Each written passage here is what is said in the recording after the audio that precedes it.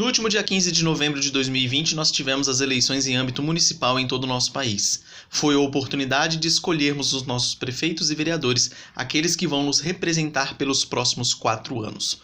E é impressionante quando a gente observa que o povo brasileiro acha que a política não influencia em nada a sua vida. No último domingo, tivemos uma situação no mínimo curiosa.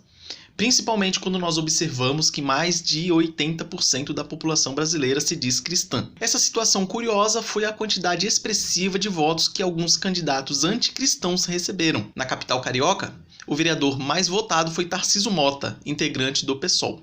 Em São Paulo, o vereador mais votado foi o integrante do PT, Eduardo Suplicy. No Rio Grande do Sul, em Porto Alegre, vai disputar o segundo turno a candidata do PCdoB, Manuela Dávila. E na capital paulista, nós teremos o integrante do PSOL, Guilherme Boulos, disputando o segundo turno, com chances reais de ganhar a eleição e se tornar o próximo prefeito de São Paulo. Esse foi o famoso voto suicida, aquele voto que você dá para aquela pessoa que no futuro vai te perseguir. E não adianta as pessoas falarem que esses candidatos têm boas propostas, porque a única proposta que eles têm é de tornar o Brasil um país socialista.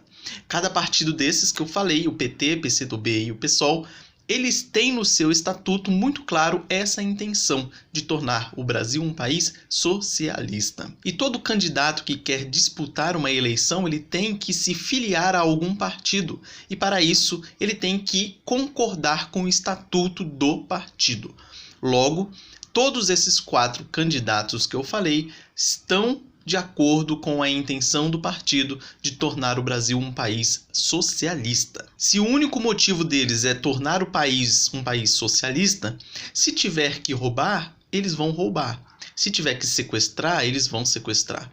Se eles precisarem causar uma crise econômica, financeira e moral no país, eles vão fazer. E se também for para eles fazerem alguma coisa supostamente boa por um pequeno período de tempo, eles também vão fazer. Eles também vão mudar de aparência, caso isso ajude-os a conseguir mais votos. Temos que entender que por trás de cada candidato há um marqueteiro, aquele que vai conduzir a fala e a aparência dos candidatos a fim deles conseguirem mais apoio popular. E para que a gente entenda o real perigo que estamos enfrentando, nós temos que fazer um estudo comparativo.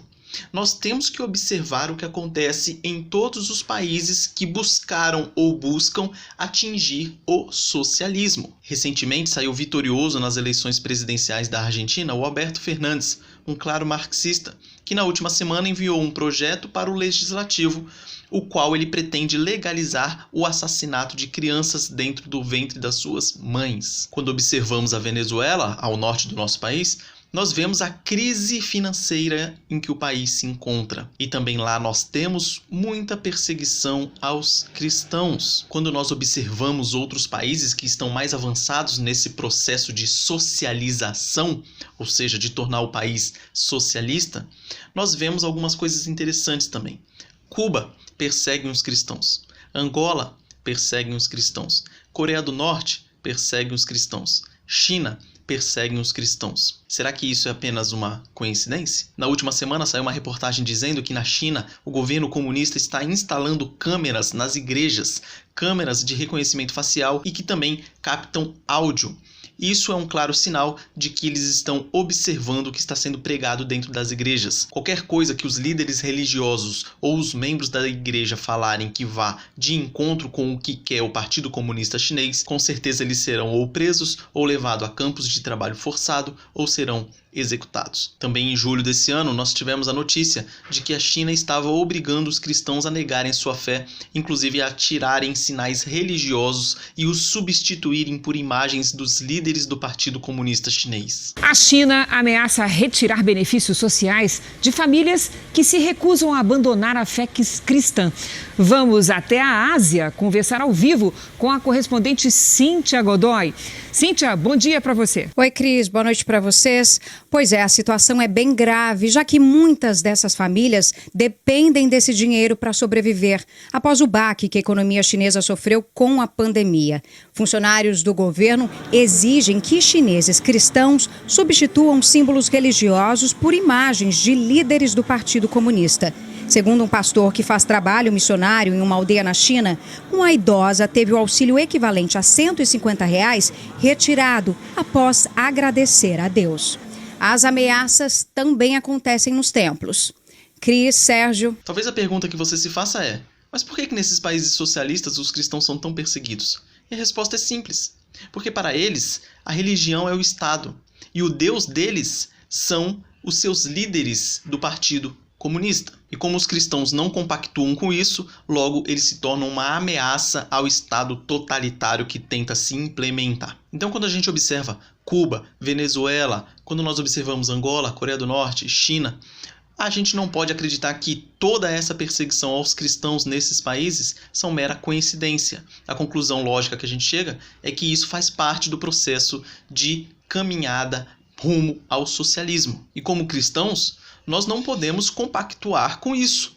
Se você está dando o seu voto para algum integrante de PT, PSOL, PCdoB, PCB, PSTU, etc., você está concordando e ajudando nesse processo de tornar o país um país socialista. O processo para a implementação do socialismo fatalmente passará pela crise econômica, moral, religiosa, etc. Porque eles precisam do caos. Eles precisam que haja um caos de tamanha magnitude para que apareça um líder dentro do Partido Comunista, que é aquele que vai salvar a população dessa desgraça que está ocorrendo. Mas para isso eles vão cobrar a sua liberdade. Dentre elas, a liberdade religiosa. E aí, sob uma suposta desculpa de que ele está te protegendo, ele vai ceifar todas as suas liberdades e fazer com que você pense que ele é o seu Deus. Então, o que nós podemos fazer para reverter essa situação? Vou dar agora 5 dicas práticas. Primeira, não se engane com a fala e com a imagem de políticos que são formadas por marqueteiros e querem apenas te enganar. Segundo, não seja ingênuo. Observe o que acontece nos outros países e não caia nesse engodo achando que todos os países socialistas do mundo deram errado, mas só aqui vai dar certo. Terceiro, estude o assunto, pesquise. Tem diversos livros que tratam desse tema. Inclusive eu indico um chamado O Livro Negro do Comunismo.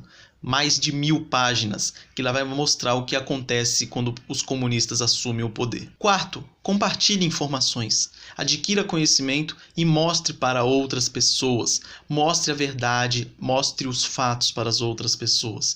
E por fim, não se esqueça que o projeto deles é a longo prazo. Então não seja imediatista. Pense que tudo que eles estão fazendo é visando um projeto lá no futuro. Que Deus abençoe a nossa nação, que Deus abençoe todos os cristãos perseguidos, principalmente esses que sofrem em países comunistas, e que Deus nos livre de caminharmos por esse mesmo caminho. Um forte abraço e até a próxima.